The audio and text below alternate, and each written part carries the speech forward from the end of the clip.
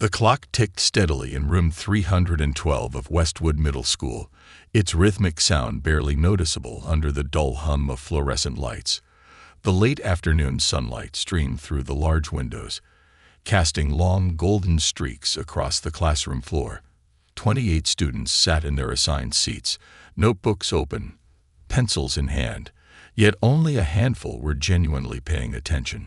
Some doodled in the margins of their pages, others whispered behind raised textbooks, and a few simply stared out the window, lost in thought. At the front of the room, Ms. Holloway paced slowly, her sharp heels clicking against the tiled floor. She was a woman of precision. Everything about her was crisp and calculated, from the perfectly aligned posters on the wall to the way she held her marker between her fingers. A veteran in her field, she had taught math for over 2 decades, and she prided herself on pushing her students beyond their limits. However, there was one student who always seemed to slip through the cracks. Ethan Carter. Ethan sat in the 3rd row, second seat from the window. He was quiet, almost invisible, and never volunteered in class. He was the type of student most teachers overlooked, not because he wasn't intelligent, but because he never gave them a reason to notice him.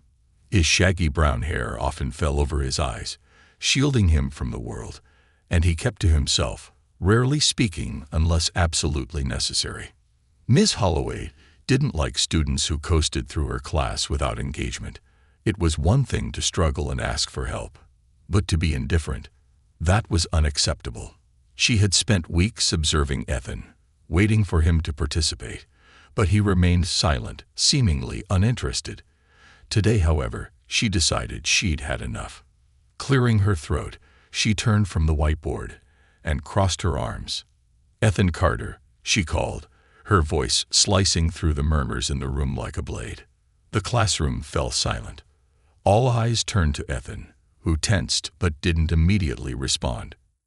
Ms. Holloway took a few steps closer. "Since you seem more interested in your own thoughts than today's lesson, why don't you come up and solve a problem for us?" A few students chuckled under their breath, sensing the challenge in her tone.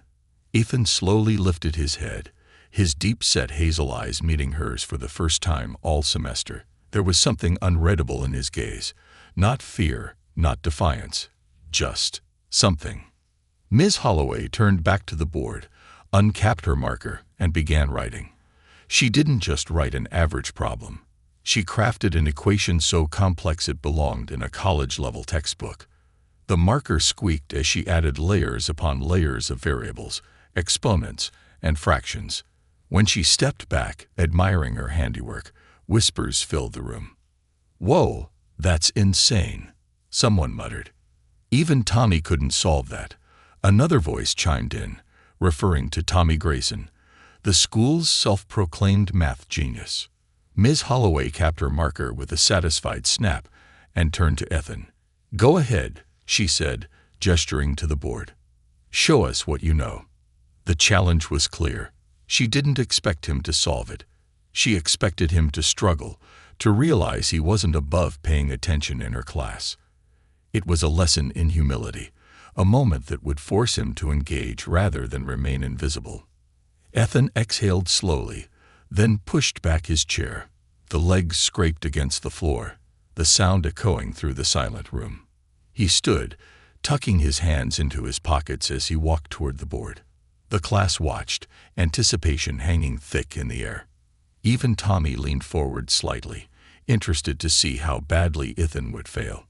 Ethan stopped in front of the board, studying the problem with a blank expression. A long pause stretched between him and the expectant gazes behind him. Ms. Holloway raised an eyebrow. "Any time now."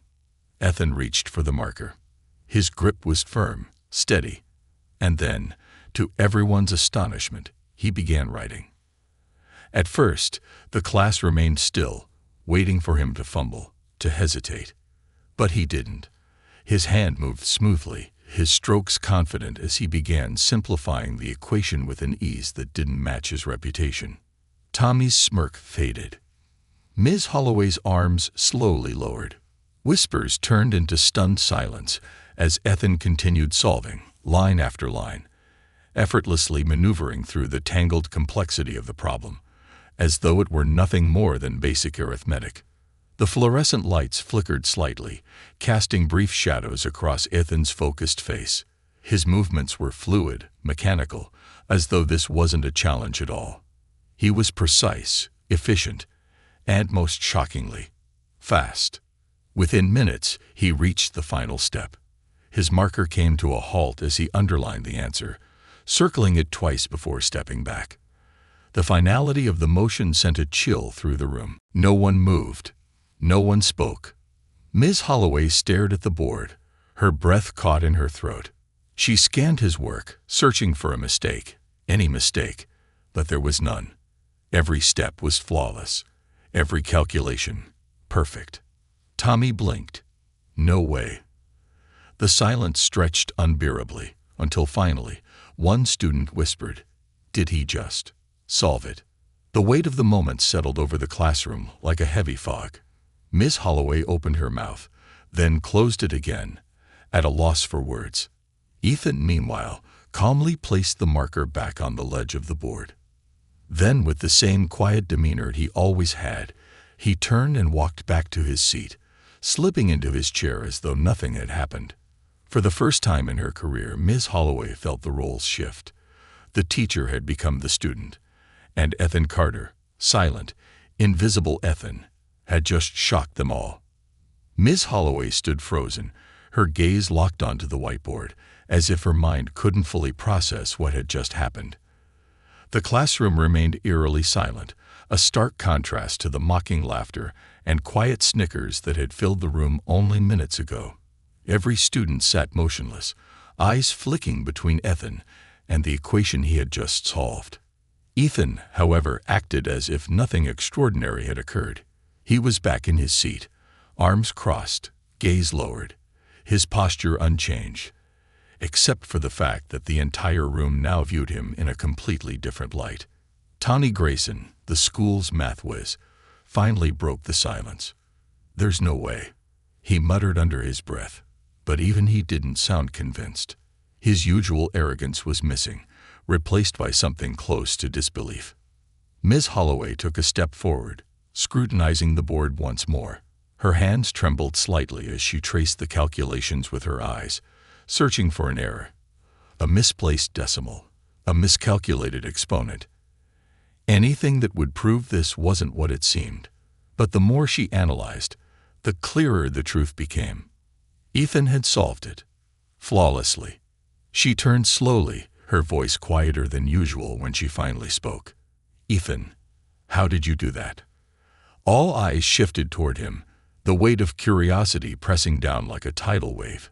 Ethan lifted his head slightly, meeting her gaze with the same calmness he had when she first called him up. There was no gloating, no smugness, no sign of triumph, just quiet understanding. "I just solved it," he said simply. A murmur rippled through the class. "That's not an answer," Ms. Holloway pressed, stepping toward his desk. "Where did you learn that level of mathematics? I've never seen you participate in class, never seen you take an interest in anything we've covered." She hesitated, studying him more closely. "Ethan, do you study this on your own?" For the first time, there was a flicker of emotion in his eyes. Not fear, not pride. Something far deeper. Something hidden. "I just like numbers," he admitted, his voice barely above a whisper. The statement was so simple, so unassuming, yet it sent another wave of shock through the room. "Like? That's not just liking numbers, dude," Tommy interjected, shaking his head. "That's insane. That's like genius-level math. I don't even know half of what you just did." Ethan didn't respond. He simply glanced down at his notebook, tapping his pencil absently against the cover. Miss Holloway took another breath, trying to process this revelation. How had she never noticed? How had someone this brilliant been sitting in her classroom, completely unnoticed? She prided herself on recognizing potential in students, on nurturing talent, but Ethan had slipped through undetected. She crouched slightly, lowering herself to his level. "Ethan, do your parents know how gifted you are?" A visible tension spread through his shoulders at that question. It was small, barely noticeable, but Ms. Holloway caught it. Ethan's grip tightened on his pencil, his fingers turning white. "I don't really talk about it," he said finally. The answer was vague, evasive, but Ms. Holloway didn't push. Something about the way he spoke made it clear that this wasn't just about math. It was something deeper, something personal. The room remained heavy with unspoken words until the bell rang, shattering the silence. Students blinked as if waking from a trance, gathering their things with the usual chaos that accompanied the end of class. But today there was no idle chatter, no laughter, just whispers, exchanged glances, and a lingering tension that followed Ethan as he silently packed his bag. Ms. Holloway watched him, her mind racing. This was no ordinary student, and she had a feeling that there was far more to Ethan Carter's story than anyone in that classroom could possibly understand. Ms. Holloway sat at her desk long after the students had filtered out of the classroom, her gaze lingering on the whiteboard where Ethan's flawless solution remained. The hum of conversation from the hallway buzzed faintly in the background, but she barely heard it. Her mind replayed the scene over and over. Ethan stepping up, solving the impossible equation with the precision of a seasoned mathematician, then returning to his seat as if nothing had happened. She had spent years teaching, encountering students of all types, overachievers, underachievers, class clowns, the disinterested, and the naturally gifted. But never had she come across someone like Ethan, someone who had deliberately concealed his brilliance, and the way he had tensed at the mention of his parents. That reaction hadn't been insignificant. It hinted at something deeper. The final bell rang, signaling the end of the school day, but Ms. Holloway remained seated, drumming her fingers against her desk. Something told her that Ethan Carter was more than just a quiet student who happened to be good at math. She pulled out the class records from her drawer and flipped through them until she found his file. Ethan Carter, age 14. Average grades in all subjects except math, where he maintained a solid B. No disciplinary issues, no extracurriculars, no notable mentions. His file was as unremarkable as he appeared to be in class. A B in math. That didn't make sense. A student capable of solving college-level problems wouldn't be earning anything less than an A+. That meant one of two things. Either he was deliberately answering some questions incorrectly, or he wasn't turning in assignments. Ms. Holloway frowned. Something wasn't adding up. Determined to get some answers, she gathered her things and locked up the classroom. She had a gut feeling that this wasn't just about a gifted student slipping through the cracks. There was a reason Ethan stayed invisible, and she intended to find out why. Ethan walked home the same way he always did, head down, hood up, blending into the crowd of students flooding out of Westwood Middle School. He took a longer route, cutting through an abandoned lot where the remains of an old playground rusted under the setting sun. Numbers ran through his mind like a second language, formulas and equations dancing across his thoughts. They had always been there, ever since he could remember, patterns in the way things moved, in the way the world worked. While other kids saw street signs, he saw angles and measurements. While they saw the rhythm of music, he saw frequencies and wavelengths. But he had learned, a long time ago, to keep it hidden. He reached the worn-out apartment complex where he lived and climbed the stairs to the third floor. The air smelled faintly of cigarette smoke and mildew, the walls lined with peeling wallpaper. He unlocked the door to his unit, stepping inside quietly. The apartment was small and dimly lit, the furniture old and mismatched. His mother sat on the couch, staring blankly at the television, a half-empty bottle on the table in front of her. She didn't acknowledge his presence, didn't even look up. Ethan set his backpack down and went straight to the kitchen. The fridge was nearly empty, save for a carton of expired milk and a few slices of bread. He sighed, grabbing an apple from the counter. "Where were you?" His mother's voice was hoarse, tired. "School," he replied, keeping his tone neutral. She scoffed, finally turning to face him. "Right, like that's gonna get you anywhere." Ethan didn't argue. He never did. He had long since learned that nothing he said would change her mind. She had stopped believing in dreams a long time ago, if she had ever believed in them at all. He took a bite of his apple and turned toward his room. "Don't waste your time with that math stuff," she called after him. "No one cares how smart you are. Ain't nobody gonna give you a free ride in life." Ethan paused, gripping the doorknob to his room tightly. He had heard this speech 100 times before. "I know," he muttered before stepping inside and shutting the door behind him. His room was the only place that felt like his. It was small, barely enough space for a bed and a desk, but it was his. Stacks of notebooks covered the desk, filled with calculations, theories, and equations far beyond anything taught in school. Numbers made sense to him. They were predictable, unlike people. He sat down, flipping open one of his notebooks. His mind drifted back to what had happened in class. The looks on their faces, the way Ms. Holloway had stared at him like she had seen a ghost. He hadn't meant to stand out.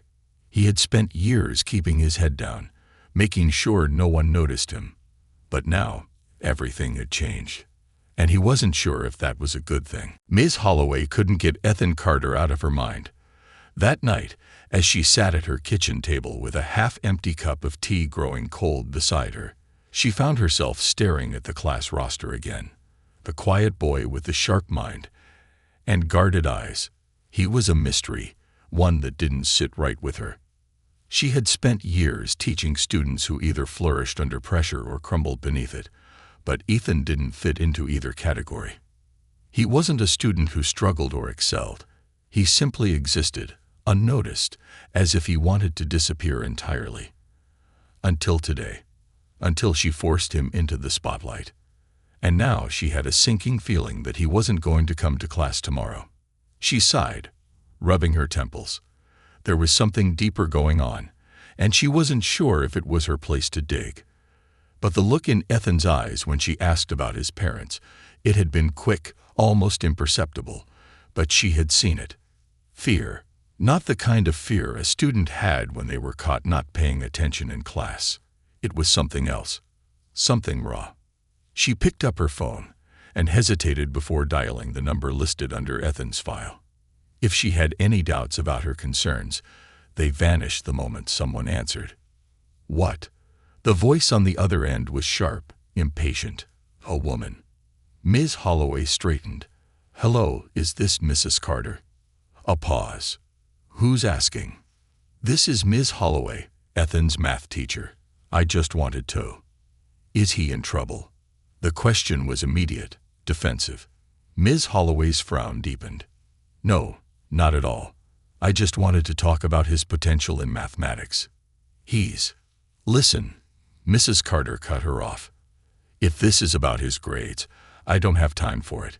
If he's failing, that's his problem, not mine." Ms. Holloway's grip tightened on the phone. "Actually, his grades aren't the issue. Ethan is extremely gifted. Today, he solved an advanced-level equation in class that most college students would struggle with." Silence. Then a scoff. "Yeah, good for him." Ms. Holloway blinked. That was it? No surprise. No pride. Just indifference. "I wanted to ask if you've ever considered enrolling him in advanced courses or—" A bitter laugh cut her off. "Lady, I don't have time for this." Click. The line went dead. Ms. Holloway slowly set her phone down, her heart sinking. She had taught long enough to recognize when a child wasn't being supported at home, but this was something else. This wasn't just neglect, it was dismissal, a complete disregard for Ethan's intelligence, for his potential. She exhaled, staring at the phone. If Ethan didn't have anyone fighting for him, then maybe it was time someone did. Ethan sat in his room, staring at the worn-out ceiling, his mind racing. He had messed up. For years, he had worked hard to make sure no one noticed him. It was easier that way. Easier to exist without expectations, without pressure, without drawing attention that would lead to questions he didn't want to answer. But today, in the span of a few minutes, All of that had shattered. Miss Holloway wouldn't let this go. He could see it in her eyes. She had looked at him differently than anyone else ever had, not with pity, not with ridicule, but with curiosity. That was dangerous. He had learned long ago that curiosity led to people asking things he couldn't answer. People who got too close always ended up disappointed, or worse, they tried to help in ways that only made things harder. He heard his mother moving in the next room, the sound of bottles clinking against each other. He shut his eyes. He had gotten good at tuning out the sounds, at pretending things were normal when they weren't. There was a knock at his bedroom door. He tensed. She never knocked. "What?" he called out, keeping his voice even. The door creaked open just enough for her voice to slip through. "Your teacher called." His stomach dropped. "Why the hell didn't you tell me you were some kind of genius?" There was no warmth in her voice, only an edge of something he couldn't quite place. Ethan swallowed. "It's not a big deal." She let out a humorless laugh. "Yeah, well, it is to her. Said you solved some impossible problem. Wants to push you into advanced classes." His heart pounded. That was exactly what he didn't want. "She's wasting her time," he muttered. There was a pause. Then her voice turned sharp. "She better be." The door slammed shut. Ethan exhaled slowly, gripping the edge of his bed. He had known this was coming. He had seen the way Miss Holloway looked at him today. She wasn't going to let it go. And that meant he had to find a way to stop her before it was too late. The next morning, Ethan walked into school with his hood up, shoulders hunched, his usual strategy for blending in. The less people noticed him, the better. But today felt different. From the moment he stepped into the hallway, something was off. Students turned to stare as he passed. Whispers trailed behind him like a shadow. He caught snippets of hushed conversations. "That's him, right? The quiet kid." "Yeah, dude, he solved some crazy equation yesterday." Even Ms. Holloway freaked out. "I thought he was just some nobody, but that was, like, genius-level math." Ethan kept his face neutral, but his stomach tightened. This was exactly what he hadn't wanted. He ducked his head lower and quickened his pace, but he couldn't escape the weight of their stares. By the time he reached math class, he was ready to disappear into the floor. He slipped into his seat, keeping his eyes fixed on his notebook. Maybe if he ignored everyone, they'd forget about it. But Ms. Holloway had other plans. "Good morning, class," she greeted, but her eyes landed directly on him. "Before we begin today's lesson, I just want to take a moment to recognize something incredible." Ethan clenched his jaw. "Please don't." She turned to the board and rewrote the equation from yesterday. "This problem," she said, tapping the chalk against the board, "is something most students don't even encounter until advanced college courses, and yet one of our own solved it with no hesitation." All eyes turned to Ethan. His face burned. "That student," Ms. Holloway continued, "is Ethan Carter." Murmurs rippled through the room. Ethan's hands curled into fists beneath his desk. He wanted to sink into the floor, to erase yesterday from existence. "Would you like to share how you knew the answer, Ethan?" He stiffened. "No, absolutely not." But silence wasn't an option. Everyone was waiting. He forced himself to shrug. "Just figured it out." "That's an understatement," Ms. Holloway said, smiling slightly. "Ethan, do you realize how remarkable that is?" More whispers. Someone muttered, "Dude's a human calculator." Ethan shifted uncomfortably. "It's not a big deal." "It is a big deal," Ms. Holloway countered.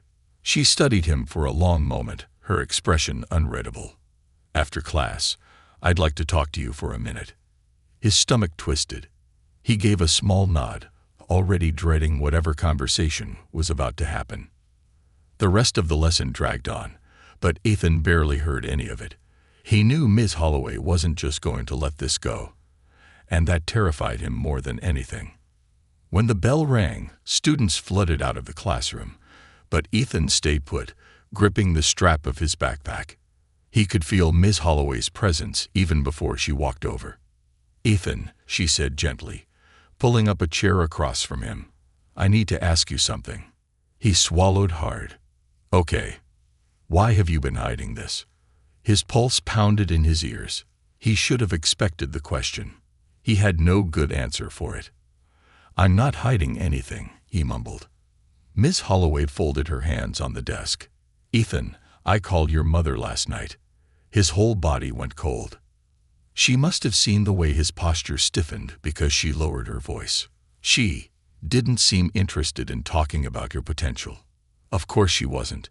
Ethan had learned years ago that his mother saw his intelligence as nothing more than an inconvenience. Ms. Holloway hesitated before asking, "Has she ever encouraged you? Supported your interest in math?" He exhaled slowly. Lying would be easier. He could just say everything was fine, that he didn't need help. But Ms. Holloway had already seen too much. "No," he admitted quietly. Her eyes softened. "Ethan, you're incredibly gifted. You could do so much with your talent. There are programs, scholarships." "No," he interrupted sharply. "I don't want that." Ms. Holloway blinked, surprised by his intensity. "Why not?" He stood abruptly, gripping the strap of his backpack. "Because it doesn't matter." "Of course, it matters," she argued, standing as well. "You have a gift." "Yeah." He gave a bitter laugh. "And what am I supposed to do with it? Impress a bunch of people who don't actually care." She flinched at the raw frustration in his voice. "I live in a crappy apartment where the fridge is empty half the time. My mom doesn't care if I get an A or an F. You think some fancy scholarship is gonna fix that?" His voice cracked slightly, and he hated how exposed he felt. Ms. Holloway stared at him, something shifting in her expression. "Ethan, I don't know everything you've been through, but I do know one thing. You are not invisible, and you are not alone." He looked away, his jaw tightening. He wanted to believe her, but experience had taught him otherwise. Ms. Holloway sighed. "I won't push you, but I want you to know something. If you ever decide you want more, I will fight for you." Ethan hesitated. For a brief second, a part of him wanted to believe her, wanted to trust that maybe, just maybe, someone actually cared. But trust was dangerous. So he gave a small nod, then walked out of the classroom without another word. Ms. Holloway watched him go, her heart heavy. She had seen many students come and go, but Ethan Carter was different, and she wasn't going to give up on him. Ethan spent the next few days doing what he did best, fading into the background. He kept his head down, avoided eye contact, and stopped answering questions in class. The whispers about him had mostly died down, but Ms. Holloway still watched him closely, and that made him uneasy. She hadn't brought up their conversation again, but he could feel the weight of it hanging in the air between them. Every time she called on someone else to answer a question, every time she glanced in his direction during a lesson, he knew she was waiting for him to realize what she already knew. But he wasn't going to.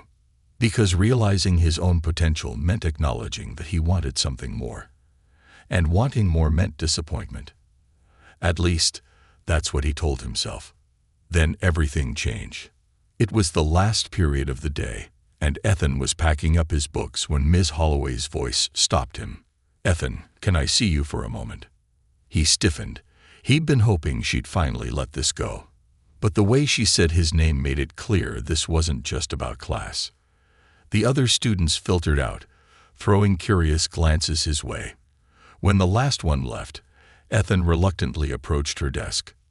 Ms. Holloway pulled out a piece of paper and slid it toward him. "I know you don't want to hear this, but just look at this before you say no." Ethan hesitated before picking it up. His eyes scanned the words, his heart beginning to pound. It was an application for a highly competitive summer program at a top university, a program for gifted students in mathematics, a program that could change everything. He immediately set the paper back down. "I can't." Ms. Holloway sighed but didn't look surprised. "Why not?" "Because it costs money," he muttered. Because my mom wouldn't care enough to sign off on it. Because I don't belong in some elite program with kids who actually have a future. You do have a future, she said firmly. And as for the cost, I already spoke with the program director. There's a full-ride scholarship for students in difficult circumstances. You wouldn't have to pay a dime. Ethan stared at her. You talked to them. I did. Why? Ms. Holloway leaned forward. Because I see something in you, Ethan. Something rare. And because I refuse to watch you waste it just because no one ever told you that you were worth something. Ethan clenched his jaw. Even if I wanted to do this, and I don't, my mom would never sign off on it.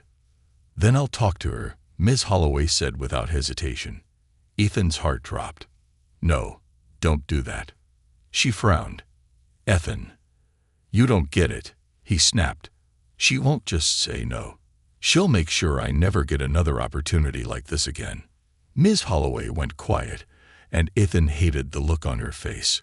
The look of someone putting pieces together, realizing just how bad things were.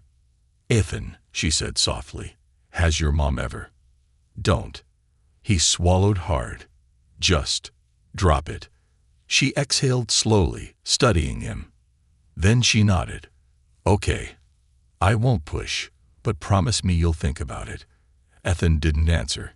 He just turned and walked out of the classroom. That night, he lay in bed staring at the ceiling, the application sitting on his desk like it was mocking him. A part of him wanted to rip it up and forget it ever existed. But another part of him, one he had tried to bury for years, wondered what it would be like. To be in a place where people actually believed in him. To escape, even for just a summer. But escaping wasn't that simple. His mother had been in a foul mood all evening. He could hear her moving around in the kitchen, slamming cabinets, muttering under her breath. He knew better than to go out there. Just as he was about to close his eyes, his bedroom door flew open. Ethan bolted upright.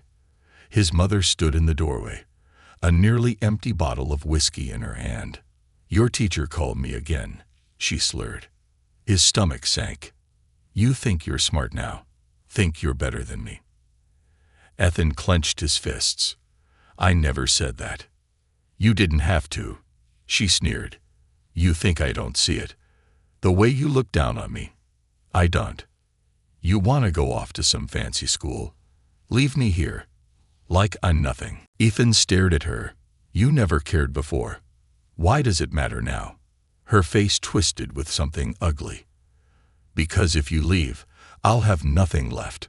For the first time, Ethan saw it. How much she depended on his silence, his obedience. He wasn't just her son. He was her crutch. And suddenly, he understood something. If he didn't leave now, he never would. The thought terrified him. But not as much as the idea of staying. The next morning, Ethan walked into Ms. Holloway's classroom before the bell rang. She looked up, surprised. Ethan. He set the application down on her desk. I want to do it, he said, his voice steady. But I need your help. Ms. Holloway broke into a slow smile. You've got it. And for the first time in his life, Ethan felt like maybe, just maybe, he wasn't alone.